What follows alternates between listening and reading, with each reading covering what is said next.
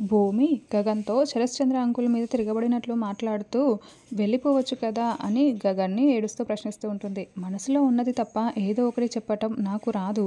ఉన్నది ఉన్నట్టు చెప్పటం తప్ప అబద్ధాన్ని అడ్డుపెట్టుకొని దాక్కోవడం నాకు అస్సలు రాదు అని గగన్ చెప్తూ ఉంటాడు.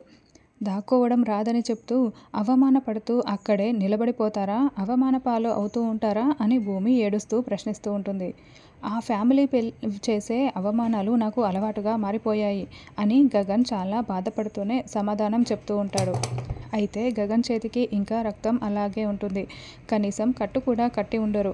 అప్పుడే భూమి గగన్ చేయిని పట్టుకొని చూద్దామని చేతిని పట్టుకోబోతూ ఉంటే గగన్ కనీసం భూమిని తాకనివ్వకుండా చేయిని వెనక్కి తీసుకుంటాడు.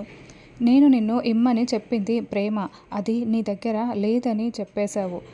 నీ జాలి, నీ సానుభూతి నాకు అవసరం లేదు అని గగన్ ఇంకేమీ మాట్లాడకుండా అక్కడి నుంచి బాధపడుతూ వెళ్ళిపోతూ ఉంటాడు. ఇక గగన్ అలా నువ్వు అవసరం లేదని కరాఖండిగా చెప్పేసి వెళ్తూ ఉండడంతో భూమి గుండెలు పగిలేలా ఏడుస్తూ కుప్పకూలిపోయి ఉంటుంది.